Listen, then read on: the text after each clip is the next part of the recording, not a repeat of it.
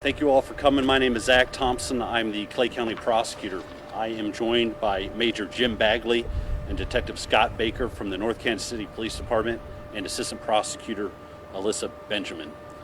On Friday, April 11th, the state of Missouri charged two defendants with a number of crimes. We charged Wilbert Ronald Etier with the B felony of trafficking in the second degree, and we also charged him in count 2 with the Class D felony of possession of a controlled substance. The state requested a warrant was issued, and bond was set at $75,000. We also charged on that same day Joseph Eisman with one count of the B felony of trafficking in the second degree. I think it's important to note that both these cases stemmed from events that happened on April 11th in the city of North Kansas City. They involve fentanyl. The work of the North Kansas City Police Department, the men and women in that law enforcement agency, did a fantastic job investigating the case and taking these defendants into custody. They remain in custody. Between those two cases, there was enough fentanyl seized to cause overdoses in roughly 1,800 people. It only takes 2 milligrams to cause a fatal overdose with that drug, and it's important also to note that that drug is 50 times more powerful than heroin and 100 times more powerful than morphine. It's also important to note that in this case, both of the defendants were taken into custody in vehicles. So in addition to the fentanyl being an inherently dangerous drug, these defendants were in control of motor vehicles. One of these motor vehicles actually was involved in a collision with a stationary object. So in addition to putting themselves in danger, in addition to putting law enforcement officers in danger with having to handle this kind of material, they also put all the pedestrians and motorists in North Kansas City in danger as well. What's important also in this case is that our public should know the safe means of disposing of these types of drugs. If anybody has fentanyl that was prescribed to them or to a family member and they have excess of the drug, they should contact a pharmacy or a law enforcement agency to safely dispose of those drugs. With that being said, I'd be happy to answer any questions.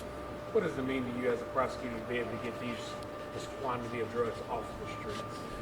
Well, this is important, right? The men and women in North Kansas City Police Department did an excellent job seizing these drugs, removing them from circulation, because like I said, the amount of drugs involved in this case was enough to cause overdoses with almost 1,800 people.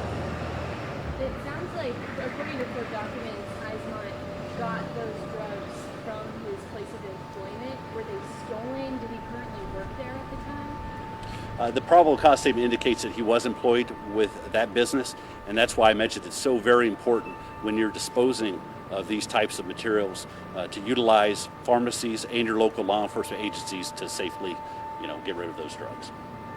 Was there any indication if he plans to sell those drugs, or if he was using them himself? Obviously he was, but if he was planning on selling them? So he's charged with trafficking in the second degree. It's a B felony with a range of punishment up to 15 years incarceration. And the way you get to a B felony is the amount you have. And the amount he had caused the charge to be elevated because he had so much of the drug. How shocking is it to have two different folks with this much of this drug? I mean, they're just walking around and they've got this much of this drug. This has got to be, this is shocking. I think it's a reminder to everybody that while we are making progress in combating the issue of fentanyl in our communities, our fight's not over yet. Right? We still have work to do. It still presents a danger not only to users, but to our entire community. And in the other case, not with Eisman, are you all looking into, or the Kansas City Police Department looking into where that person got those drugs, or who the dealer was in that case? Well, so these cases are new, right? These happened on the 11th. Law enforcement did a complete, thorough enough investigation for us to bring the charges. However, there's always an opportunity to do further investigation. I'm confident that the men and women in North Kansas City Police Department will work hard to make sure they address all leads in the case. Any other message to the community after pulling this amount of drugs off the street? I think the message is that the fentanyl is a crisis in our community, right? People lose their lives to fentanyl overdoses every day. And it's not just the people who use the fentanyl that are in danger. As this case is a stark example, right? Both these cases involve people behind the wheels of cars, right? But for the grace of God, if they would have passed out under the influence of this drug while they were operating the vehicle on a highway or a high rate of speed, people could have been hurt badly. I don't mean to sound defeatist when I ask this question, but I want to at least ask it. Is fentanyl, you mentioned that this is still a crisis. Is fentanyl here to stay? Is this something that we're just going to have to be dealing with, both for you all, law enforcement, and also just those of us amongst the general public? Is this something that's just here to stay? I think fentanyl use, along with all substance abuse issues, is a problem that requires all of us to work together to address. Right? There's the enforcement side. You saw the North Kansas City Police Department do their job. There's also the prosecution side, and we're confident we're going to be able to do our end of it. That being said, just because a problem is difficult doesn't mean we're not going to take all measures to try to solve it.